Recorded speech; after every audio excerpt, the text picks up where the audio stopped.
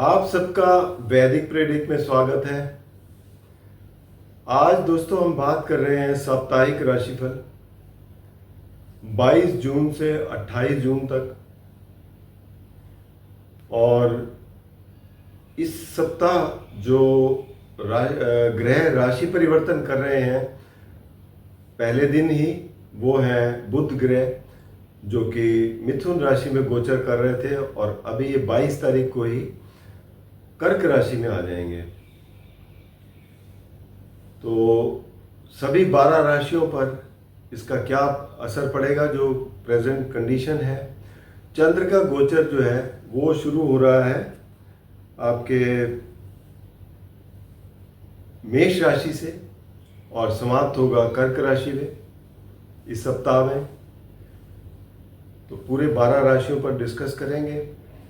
इससे पहले कि मैं शुरू करूं, आपसे रिक्वेस्ट करता हूं कि अगर आपने चैनल को सब्सक्राइब नहीं किया तो कृपया सब्सक्राइब करके बेल आइकन ज़रूर दबा दें ताकि आने वाली वीडियो की नोटिफिकेशन मिल जाए। और अगर आपको वीडियो पसंद आए तो आप इसे लाइक करें, शेयर करें ताकि दूसरे भी इसका लाभ उठा सकें। कोई भी प्रश्न हो, कोई सुझाव हो, कमेंट बॉक्स में ज़रूर दीजिए, इसका आपको उत्तर ज़रूर मिलेगा। तो चलिए शुरू करते हैं साप्ताहिक राशिफल 22 से लेके 28 जून तक। सबसे पहले बात करेंगे मेष राशि की। मेष राशि के स्वामी मंगल हैं। मंगल पंचम भाव में गोचर कर रहे हैं केतु के साथ। अब एनर्जी बहुत हाई है और अग्नि तत्व बहुत अधिकतम होने के कारण पंचम भाव में खासकर, क्योंकि ये एक बहुत ही अच्छा त्रिकोण स्थान है, लेकिन दोनों की एनर्जी कुछ ऐसी है कि आपको अपने आप को कूल रखने की ज़रूरत है, क्योंकि ये विवेक का भाव है और बहुत ज़्यादा गर्मी से आप क्रोधित हो सकते हैं। आप व्यवहार थोड़ा आपका ऐसा हो सकता है कि जिससे लोग थोड़ा सा परेशान हो जाएं। तो कोशिश करें अपने आप को कूल रखने की और मेडिटेशन वगैरह करें, इससे आपको फ़ायदा होगा। ओम का उच्चारण करके मेडिटेशन करें। बाकी वैसे कोई समस्या नहीं है, क्योंकि अग्नि तत्व की राशि में ही है, सूर्य की राशि में है और यहाँ पर आपके लिए मंगल की स्थिति ओवरऑल ठीक है। तो आपको कोई अगर ऐसे काम करने हैं जैसे जहाँ पर स्पोर्ट्स एक्टिविटीज़ हैं या कोई आर्ट की ऐसे डांस वगैरह की कोई एक्टिविटी है, वहाँ पर आपके लिए काफ़ी अच्छे परिणाम देखने को मिल सकते हैं। लेकिन अपने आप को, क्योंकि केतु साथ में है, चोट वगैरह से बचाने की कोशिश करें। तो ओवरऑल देखा जाए तो बच्चे भी आपके हाइपर एक्टिव रहेंगे और कोई भी अगर क्रिएटिव काम करते हैं तो उसमें आपकी हाई एनर्जी काफ़ी चाहिए होती है, तो इसमें एनर्जी आपके पास खूब है। तो ये स्थिति है। धन भाव की बात करेंगे तो धन भाव के स्वामी जो हैं वो शुक्र हैं। शुक्र जो है वो बैठे हुए हैं आपकी राशि पर, तो यहाँ पर अच्छी स्थिति है। धन का भी काफ़ी अच्छा आगमन हो रहा है। पराक्रम स्थान में सूर्य और गुरु बैठे हुए हैं। गुरु जो है अभी राहु के नक्षत्र में आ गए हैं और अस्त भी हैं। तो ओवरऑल स्थिति जो है थोड़ा ऐसी है कि फाइनेंशियल मैटर्स में कुछ परेशानी हो सकती है। पराक्रम में सूर्य आपका ज़रूर मदद करेंगे, उसमें कोई दो राय नहीं है। चौथा घर सुख स्थान का होता है। सुख स्थान में देखा जाए तो चंद्र स्वामी है, चंद्र केंद्र में बैठे हुए हैं एक दिन के लिए। उसके बाद ये आगे दूसरे में जाएंगे, तीसरे चौथे में।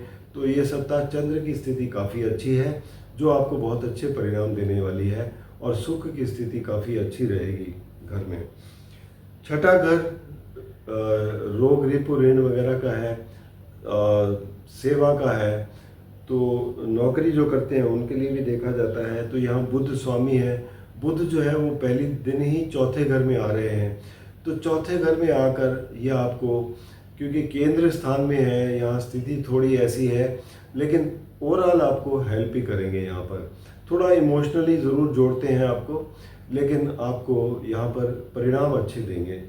इसके बाद सप्तम भाव के स्वामी शुक्र हैं। शुक्र की स्थिति अच्छी है, यहाँ शुक्र की दृष्टि भी पड़ रही है, मजबूती दे रहे हैं, पार्टनरशिप ग्रो करेगी, आपको बाहर से अच्छे कॉन्ट्रैक्ट मिलेंगे। ओवरऑल स्थिति अच्छी है। कार्य क्षेत्र में भी शनि स्वामी है। शनि देव 12वें घर में बैठे हैं। जो भी बदलाव हो सकते हैं कार्य क्षेत्र में, उसको आप गौर गौर से देखिए। और यात्राएं हो सकती हैं उस सिलसिले में, कार्य के संबंध में, तो उसमें भी आपको काफ़ी कामयाबी मिलेगी। तो ये स्थिति है इस मेष राशि वालों की। वृषभ राशि के लिए देखा जाए तो वृषभ राशि के स्वामी शुक्र हैं। शुक्र जो है वो 12वें घर में बैठे हैं, तो आप लग्जरीज पर खर्चा करेंगे। कोई विदेश से जुड़े काम करते हैं उसमें आपको लाभ हो सकता है। और ओवरऑल स्थिति आपके लिए ये है कि आप लग्जरीज पसंद करते हैं, आराम पसंद करते हैं, तो ये स्थिति है। लेकिन काम के लिए आपको एक्टिव होना चाहिए, जिससे आपको अच्छे लाभ मिलते हैं। तो वैसे देखा जाए लाभ की स्थिति तो आपकी वैसे भी बहुत अच्छी है, क्योंकि कार्यस्थल के स्वामी शनि देव एकादश भाव में बैठे हैं, जो आपको अच्छे लाभ दे रहे हैं। दूसरा घर जो है वो आपका है वृषभ राशि, और वृषभ राशि में देखा जाए इस वक्त कोई ग्रह तो नहीं है, और दूसरे घर में बैठे हुए हैं गुरु और सूर्य। गुरु हालांकि अस्त हैं, हालांकि कारक भी हैं लेकिन अस्त हैं, तो यहाँ पर प्रभावी इतना नहीं है। लेकिन सूर्य दूसरे घर में बैठे हैं जो आपका खर्चा करवा सकते हैं, उस पर आपको ध्यान देने की ज़रूरत है। शुक्र भी आपके खर्चे करवा रहे हैं और सूर्य भी आपके यहाँ खर्चे करवा रहे हैं, तो खर्चे बढ़ते हुए नजर आ रहे हैं। हालांकि इनकम अच्छी बनी हुई है, तो एक किस्म से बैलेंस भी बना हुआ है। तीसरा घर देखा जाए तो आपके यहाँ पर कर्क राशि है। कर्क राशि के स्वामी भी जो है गोचर शुरू कर रहे हैं 12वें घर से, लेकिन एक दिन के लिए है। उसके बाद उनका गोचर काफ़ी अच्छा है, पहले घर में आएंगे, दूसरे में आएंगे, तीसरे में आएंगे। तो ओवरऑल स्थिति आपके लिए काफ़ी अच्छी है, जो आपको चंद्र जो है अच्छे रिजल्ट देंगे। चौथे घर में मंगल और केतु की होती है। अब यहाँ पर क्योंकि अग्नि तत्व की अधिकतम होने के कारण आपको पारिवारिक सुख में प्रॉब्लम आएगी। यहाँ पर आपको क्रोध आएगा और माता की सेहत का भी ध्यान रखने की ज़रूरत है। तो एक तो ये कि यहाँ पर दोनों क्रूर ग्रह बैठे हुए हैं, ये आपको परेशान करेंगे। तो हालांकि प्रॉपर्टी के मामले में हो सकता है आपको लाभ हो, लेकिन वैसे देखा जाए तो घर की सुख शांति मेंटेन करने के लिए आपको बड़ी मेहनत करनी पड़ेगी। आपको ये सोच समझ कर करना पड़ेगा कि मुझे वाद विवाद में नहीं पड़ना, अपने घर की शांति को बनाए रखना है, तभी आप कामयाब होंगे। इसके बाद पंचम भाव के स्वामी बुध हैं। बुध जो है वो बैठे हुए हैं आपके तीसरे घर में, जो कि कर्क राशि है। कर्क राशि में जब यहाँ पे बैठते हैं छठे पंचम भाव के, तो अपने से 11वें में हैं, तो आप अच्छे काम कर पाएंगे, एजुकेशन में अच्छे रहेंगे, बच्चों के अच्छे रिजल्ट मिलेंगे, और क्रिएटिव जो भी काम करना चाहते हैं उसमें कामयाबी हासिल होगी। ओवरऑल स्थिति देखा जाए तो पार्टनरशिप के मामले में सप्तम भाव मंगल स्वामी है। मंगल चौथे घर में बैठे हैं, लेकिन दृष्टि भी पड़ रही है, तो यह मजबूती दे रहे हैं। पार्टनर्स भी आपके काफ़ी एग्रेसिव होंगे। ओवरऑल पार्टनरशिप आपकी ठीक ठाक चलती रहेगी। कार्यक्षेत्र की अगर बात करें तो कार्यक्षेत्र में मैंने बताया शनि स्वामी हैं, भाग्य स्थान के भी स्वामी हैं, एकादश भाव में बैठे हैं, लाभ दे रहे हैं। तो ये स्थिति आपके लिए एक किस्म से बैलेंस हो रही है धन की स्थिति, और घर के मामले में आपको खास ध्यान रखना है। अब बात करेंगे मिथुन राशि की। मिथुन राशि के स्वामी बुध हैं। बुध दूसरे घर में बैठे हैं। दूसरा घर बेसिकली वाणी का भी होता है, और बुध वाणी के कारक हैं, तो वाणी आपकी बहुत अच्छी होगी, मीठी होगी, और आप लोगों को इम्प्रेस कर पाएंगे अपनी वाणी से। दूसरा, आपके अपने जो बाकी कार्यक्रम हैं वो भी अच्छे तरीके से चलेंगे, कोई दो राय नहीं है। आपके राशि पर सूर्य और गुरु बैठे हुए हैं। गुरु हालांकि अस्त हैं, लेकिन सूर्य बैठे हुए हैं जो आपका समाज में प्रतिष्ठा बढ़ाते हैं, तो यहाँ पर आपको एनर्जी भी देते हैं, जो आपका स्वास्थ्य भी अच्छा रहेगा। ओवरऑल स्थिति आपके लिए काफ़ी फेवरेबल है।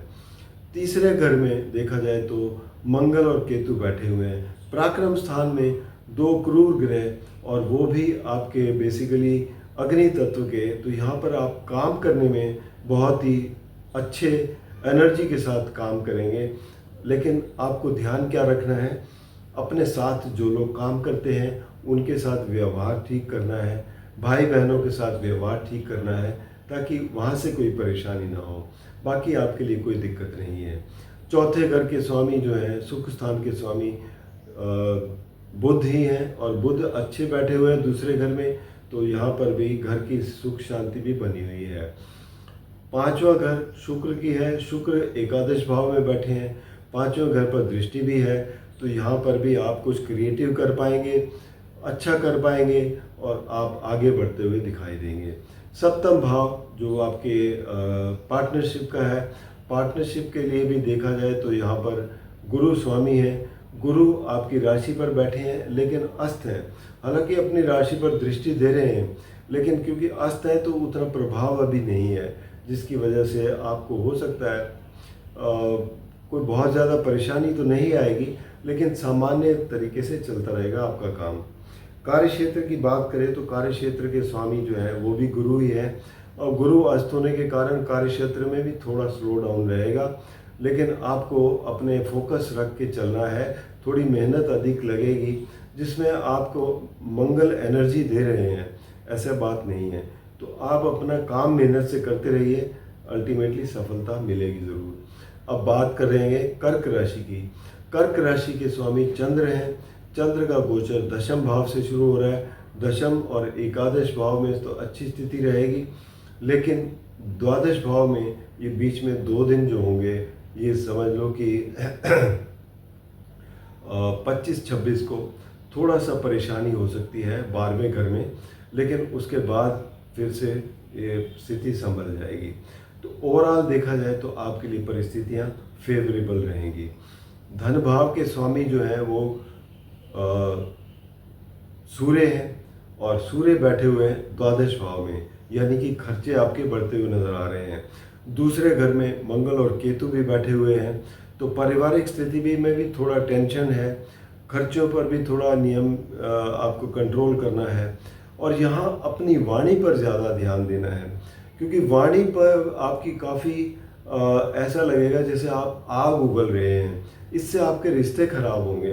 तो थोड़ा यहाँ पर आपको कंट्रोल करने की ज़रूरत है। खाने पीने का भी ध्यान दें, क्योंकि तीखी चीज़ें ना खाएं जिससे एसिडिटी वगैरह हो, इस चीज़ से भी आपको ध्यानपूर्वक रखना है। तीसरा घर देखा जाए तो बुध का है। बुध स्वामी जो है कर्क राशि में बैठे हैं, तो यहाँ पर स्थितियाँ आपके लिए अच्छी हैं, आप मेहनत करेंगे और आगे बढ़ेंगे। चौथे घर के स्वामी जो हैं शुक्र हैं। शुक्र दशम भाव में बैठे हैं, दृष्टि दे रहे हैं चौथे घर को, सुख में वृद्धि कर रहे हैं। ओवरऑल स्थितियाँ आपके फेवर में हैं।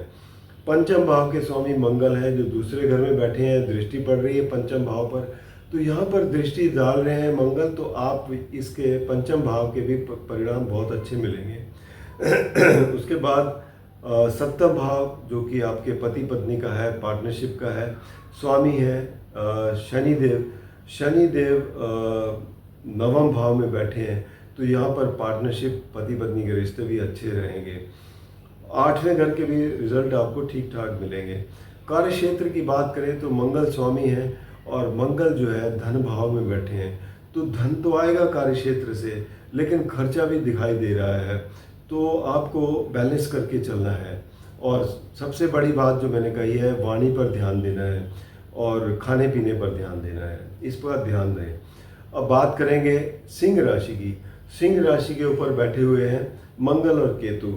अग्नि तत्व बहुत ज़्यादा होने के कारण आपको परेशानी हो सकती है, सर में दर्द हो सकता है, माइग्रेन की परेशानी है तो वो बढ़ सकती है, ब्लड प्रेशर की परेशानी हो सकती है। इन सब चीज़ों पर आपको ध्यान देना है।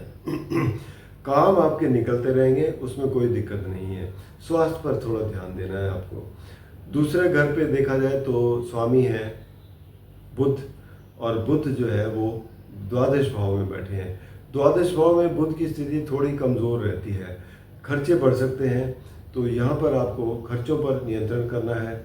आय भाव के भी स्वामी हैं बुध, और यहाँ पर भी क्योंकि दूसरे घर में बैठे हैं तो ओवरऑल खर्चे बढ़ते हुए दिखाई दे रहे हैं, इसको कंट्रोल करें। बाकी तीसरे घर के स्वामी जो हैं शुक्र हैं। शुक्र नवम भाव में बैठकर दृष्टि दे रहे हैं पराक्रम स्थान में, तो आप अपने सॉफ्ट तरीके से अपने स्किल दिखाते हुए आगे बढ़ेंगे।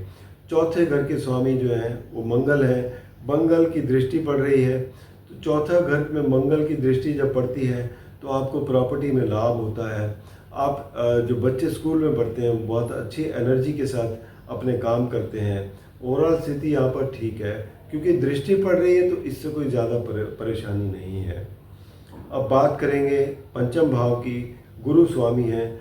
गुरु जो है वो देख रहे हैं एकादश भाव से, जहाँ पर सूर्य भी बैठे हुए हैं, और सूर्य स्वामी भी हैं आपके, तो सूर्य की स्थिति अच्छी होने से आपको लाभ मिलते हैं, आपका सोशल नेटवर्क बढ़ता है। गुरु हालांकि अस्त हैं, इस वजह से आपको लाभ नहीं दे पाएंगे, लेकिन पंचम भाव के भी परिणाम उतने अच्छे नहीं दे पाएंगे। सप्तम भाव पार्टनरशिप का है, जो कि शनि स्वामी हैं। शनि 8वें घर में बैठे हैं। 8वें घर में थोड़े बहुत स्लोनेस आती है, रुकावटें आती हैं, तो वैसे भी शनि देव थोड़ा स्लो है, तो आपके काम थोड़ा सा स्लो हो जाएंगे ऐसा लगेगा। लेकिन ओवरऑल शनि 8वें घर के कारक हैं, तो परेशान ज़्यादा नहीं करेंगे, बल्कि छठे भाव के जो है पॉजिटिव परिणाम देंगे। कार्य क्षेत्र की बात करें तो कार्य क्षेत्र में देखा जाए तो स्वामी हैं आपके शुक्र, और शुक्र की स्थिति जो है वो आपके नवम भाव में बैठे हैं, तो यहाँ पर स्थिति आपके लिए ओवरऑल अच्छी है। तो सिंह राशि वालों के लिए भी सप्ताह अच्छा है, बस स्वास्थ्य का ज़रूर ध्यान रखें। इसके बाद कन्या राशि की बात करें, कन्या राशि के स्वामी बुध हैं। बुध ग्रह जो है वो बैठे हुए हैं एकादश भाव में, लाभ स्थान में बैठे हैं ग्रह, तो इसका मतलब आपका स्वास्थ्य अच्छा रहेगा, काम अच्छे बनते रहेंगे, कोई परेशानी नहीं है। धन भाव के स्वामी शुक्र हैं, 8वें घर में बैठे हैं, और यहाँ से दृष्टि भी पड़ रही है, तो धन में भी आपकी कोई कमी नहीं है। एकादश भाव द्वादश भाव में मंगल और केतु की युति है। अब यहाँ पर सबकॉन्शियस माइंड में आपकी परेशानी चल रही है, आप सो नहीं पाते, और आप कोई चीज़ पर फोकस करना चाहें तो उस पर कर नहीं पाते, तो ये आपको परेशान कर रही है। तो इसका सबसे बढ़िया उपाय है मेडिटेट करें, ओम का उच्चारण करके, जिससे आपको थोड़ी राहत मिलेगी, ये ज़रूर करिए। इसके बाद मंगल की दृष्टि तीसरे घर पर पड़ रही है, पराक्रम स्थान। पराक्रम स्थान पर मंगल की दृष्टि पड़ रही है, उनका अपना घर है, तो यहाँ पर ये आपका पराक्रम में वृद्धि करेंगे, ये स्थिति अच्छी है। चौथा घर गुरु का है। गुरु दशम भाव में बैठकर देख रहे हैं, लेकिन गुरु क्योंकि अस्त है, इस वजह से थोड़ा यहाँ पर कम परिणाम देखने को मिलेंगे, कुछ स्लोनेस मिलेगी, हालांकि सामान्य स्थिति रहेगी, कोई बहुत ज़्यादा परेशानी भी नहीं है। पंचम भाव के स्वामी शनि देव है, छठे घर के भी स्वामी शनि देव है। शनि देव सप्तम भाव में बैठे हैं। सप्तम भाव पार्टनरशिप का है, पति पत्नी का है। यहाँ पर एक किस्म से स्लोनेस रहेगी, सहजता से काम होंगे, जल्दबाजी ना करें, सोच समझ के काम करें तो कोई दिक्कत नहीं है। इसके अलावा कार्य क्षेत्र की अगर बात करें तो कार्य क्षेत्र के स्वामी जो हैं वो भी बेसिकली बुध हैं। बुध एकादश भाव में बैठे हैं, तो कार्य क्षेत्र में भी आपको अच्छे लाभ मिलते हुए नजर आएंगे, आगे बढ़ते हुए नजर आएंगे। और सूर्य यहाँ पर बैठे हैं, जो आपको एक सरकारी चीज़ों से फ़ायदा देते हैं, अपने सीनियर से आप कुछ अच्छे परिणाम ले सकते हैं, और वैसे भी आपका फोकस रहता है और आप अच्छी तरीके से फोकस करके आगे बढ़ते हुए दिखाई देते हैं। तो कन्या राशि वालों के लिए भी बहुत अच्छे परिणाम दिखाई देते हैं। अब बात करेंगे तुला राशि की। तुला राशि के स्वामी शुक्र हैं। शुक्र सप्तम भाव में बैठे हैं और दृष्टि भी पड़ रही है शुक्र की। जब जिस ग्रह पर, जिस घर में स्वामी की दृष्टि पड़ रही है तो उसको मजबूती मिलती है, तो अच्छे परिणाम हैं आपके लिए, आप तरक्की करते रहेंगे। सप्तम भाव पार्टनरशिप का है, पति पत्नी का है, तो यहाँ पर भी आपको काफ़ी अच्छे आपको परिणाम देखने को मिलेंगे।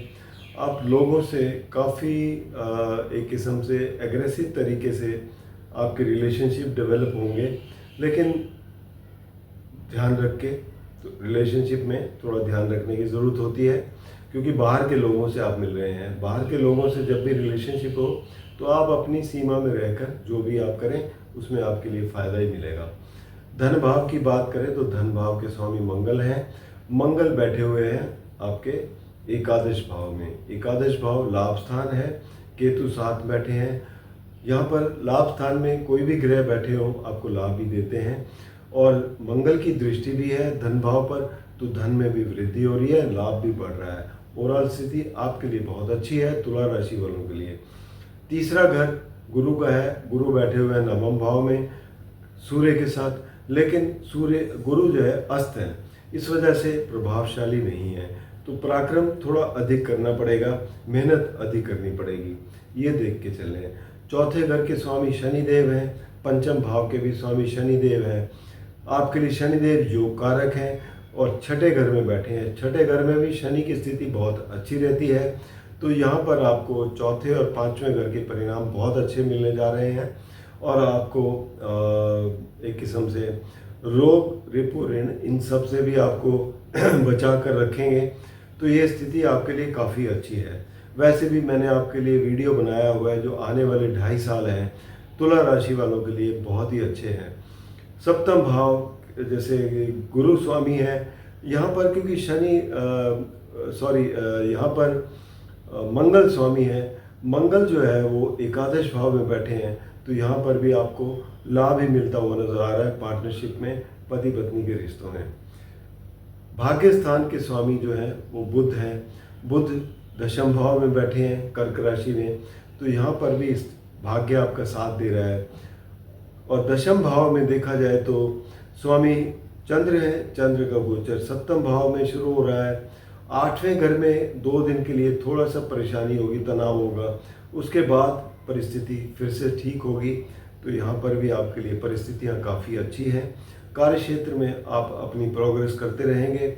बुध बैठे हैं जो आपको बड़ी ही बुद्धिमानी से आगे बढ़ने में आपको मदद करते रहेंगे। तो ये स्थिति है तुला राशि वालों की। अब बात करेंगे वृश्चिक राशि वालों की। वृश्चिक राशि के स्वामी हैं मंगल। मंगल बैठे हुए हैं दशम भाव में, दिग्बली भी हैं, केतु के साथ बैठे हैं। ऊर्जा बहुत है आपके अंदर, और जब स्वामी खुद देख रहे हो तो उसको भी एक्टिवेट करते हैं। आपके लिए काम भी बनते रहेंगे और आपका स्वास्थ्य भी अच्छा रहेगा। धन भाव के स्वामी गुरु हैं, 8वें घर में बैठे हैं, कमज़ोर स्थिति में है।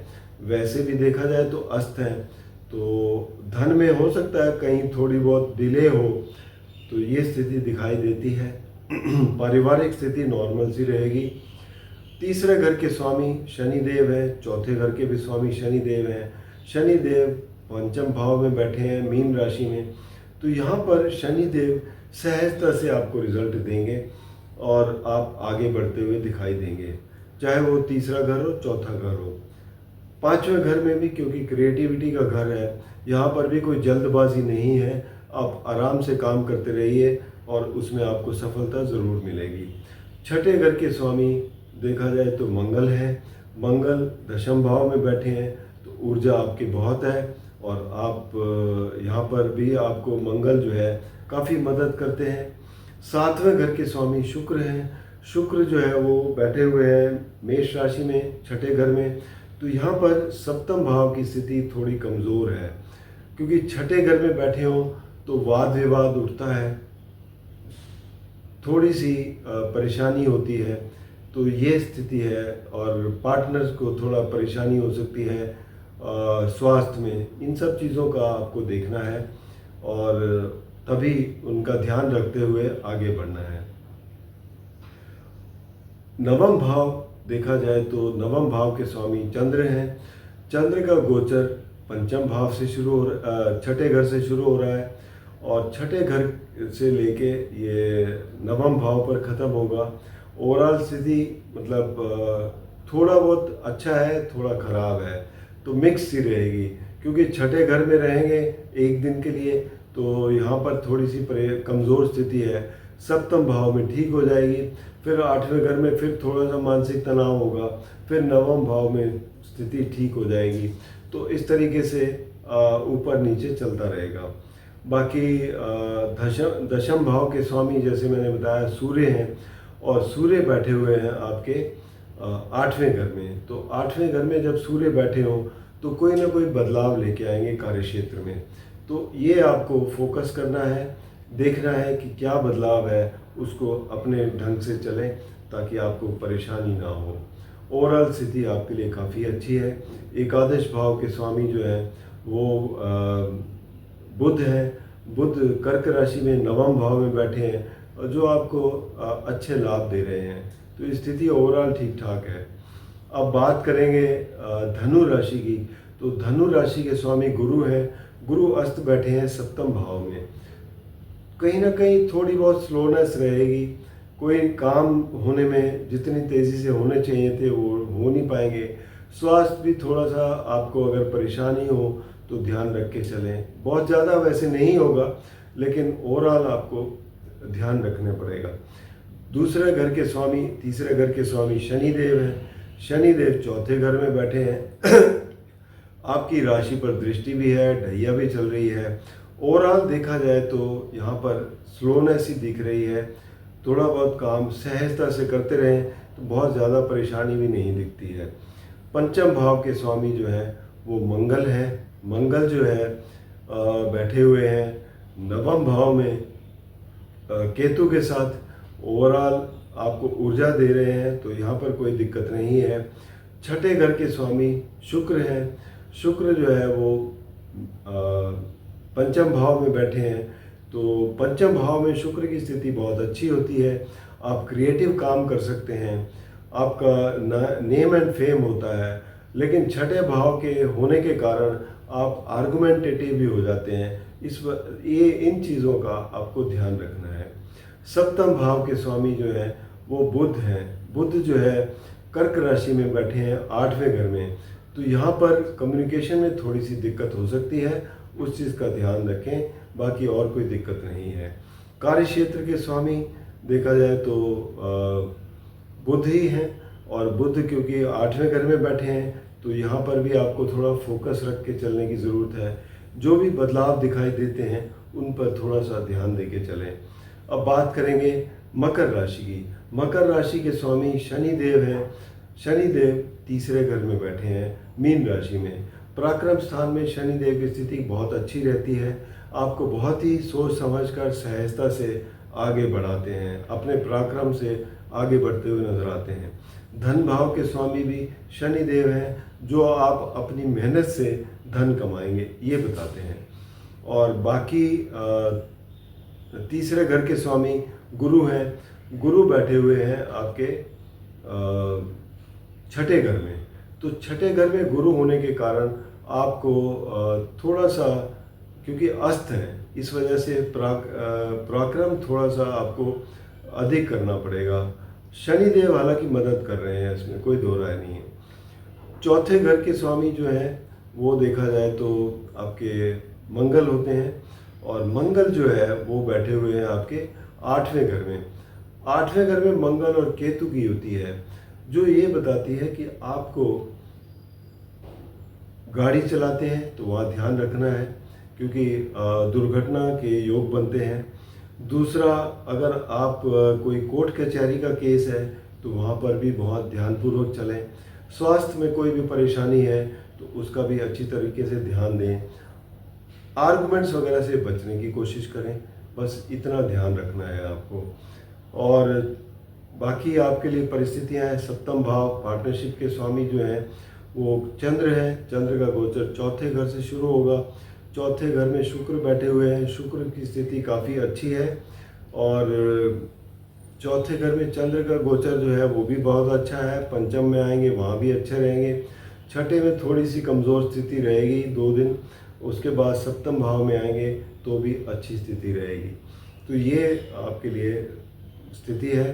बाकी कार्य क्षेत्र के स्वामी जो हैं वो देखा जाए तो शुक्र हैं। शुक्र की दृष्टि भी पड़ रही है, चौथे घर से मजबूती दे रहे हैं, तो यहाँ भी कोई परेशानी नहीं है। ओवरऑल ठीक ठाक है। बस आपको मंगल और केतु की युति के लिए जो बताया है उस पर ज़रूर ध्यान दें। अब बात करेंगे कुंभ राशि की। कुंभ राशि के स्वामी शनिदेव हैं। शनिदेव दूसरे घर में बैठे हुए हैं मीन राशि में, और आपके दूसरा घर देखा जाए तो धन का है, परिवार का है। ओवरऑल स्थिति यहाँ पर ठीक ठाक है, कोई दिक्कत नहीं है। आपकी राशि पर राहु बैठे हुए हैं। राहु आपको ओवर एम्बिशियस बनाते हैं, तो आप जो भी काम करना चाहते हैं, जो इच्छाएं हैं आपकी, उसके ऊपर आपको काम करवाते हैं, क्योंकि राहु यहाँ पर अपनी पसंदीदा राशि में है, तो पॉजिटिव आपको रिजल्ट देंगे। तीसरा घर के स्वामी देखा जाए तो मंगल है, और मंगल सप्तम भाव में बैठे हैं। सप्तम भाव बेसिकली देखा जाए तो पार्टनरशिप का है, और पार्टनरशिप के घर में मंगल और केतु की युति है। तो यहाँ पर आपको बहुत ही ध्यानपूर्वक चलना है, क्योंकि ये योग ऐसा बनता है कि आपकी पार्टनरशिप ब्रेक हो सकती है, पति पत्नी के रिश्तों में कोई दरार आ सकती है, बहुत सीरियस आ सकती है। आपको ये ध्यान रख के चलना है। और यहाँ अभी से लेके 28 जुलाई तक ये परिस्थिति बनी रहेगी, बहुत ही ध्यानपूर्वक चलना है। नई पार्टनरशिप में बिल्कुल भी एंटर ना हो, क्योंकि वो बिल्कुल भी कामयाब नहीं होगी। इन सब बातों का ध्यान रखना है। और ओवरऑल देखा जाए तो मंगल जो है वो आपके कार्य क्षेत्र पर दृष्टि डाल रहे हैं, कार्य क्षेत्र में आपको मजबूती दे रहे हैं और वहाँ पर आपके काम अच्छे होंगे, आप अपनी बहुत ही मेहनत करते हुए आगे बढ़ेंगे। तो ये स्थिति है कुंभ राशि वालों की। तो यहाँ पर आपको सप्तम भाव पर ज़्यादा ध्यान देना है। बात करेंगे मीन राशि की। तो मीन राशि के स्वामी गुरु हैं। गुरु जो है वो बैठे हुए हैं मिथुन राशि में, यानी कि चौथे घर में। और चौथे घर में बैठकर दशम भाव पर दृष्टि है, लेकिन अस्त हैं। अस्त होने के कारण दशम और आपकी राशि पे ये उतना प्रभावशाली रिजल्ट नहीं दे पाएंगे जितने इनको देने चाहिए। तो जिस वजह से थोड़ी स्लोनेस रहेगी, थोड़ी अधिक मेहनत करनी पड़ेगी अपने रिजल्ट लेने के लिए। बाकी शनि देव जो हैं आपकी राशि पर बैठे हुए हैं, जो कि आपको धीरे धीरे सही लेकिन ओवरऑल रिजल्ट देते हैं। लेकिन पहले घर में जब बैठे होते हैं तो थोड़ा लेजीनेस भी लाते हैं, क्योंकि वैसे भी शनि देव बहुत स्लो प्लेनेट है और ऊपर पहले घर में बैठे हो तो थोड़ा और लेजीनेस आती है। ऐसे ही रहता है कि कोई बात नहीं, कर लूँगा, और इस तरह से करते करते डिले बहुत हो जाती है। तो इस चीज़ का ज़रूर ध्यान रखें। और जहाँ तक धन भाव के स्वामी हैं वो है मंगल, और मंगल बैठे हुए हैं छठे घर में, जो कि मंगल और केतु की युति है छठे घर में। तो छठे घर में मंगल और केतु की युति आपको अच्छे परिणाम देगी, धन का काफ़ी अच्छा लाभ देगी। और दूसरा भाग्य स्थान के स्वामी हैं, तो भाग्य को देख रहे हैं, जो कि आपका भाग्य भी मजबूत कर रहे हैं। लेकिन दिक्कत यह है कि छठे घर में मंगल और केतु में अग्नि तत्व ज़्यादा है। तो अगर आपको ब्लड प्रेशर या आपको कोई परेशानी है स्वास्थ्य से संबंधित, तो वहाँ पर आपको बहुत ही केयरफुली चलना है, अपने स्वास्थ्य का खास ध्यान रखना है। तो इन बातों का ध्यान रखेंगे तो और कोई परेशानी आपको नहीं होगी। बाकी आपके लिए रिजल्ट बहुत ही अच्छे हैं। तो ये था 12 राशियों का साप्ताहिक राशिफल 22 जून से लेके 28 जून तक। कोई भी व्यक्तिगत रूप में कोई समस्या है तो आप नीचे दिए गए नंबर पर संपर्क करें, या फिर vaidicpredict@gmail.com पर अपने जन्म के विवरण देकर अपनी कुंडली का पर्सनल कंसल्टेशन ले सकते हैं। धन्यवाद।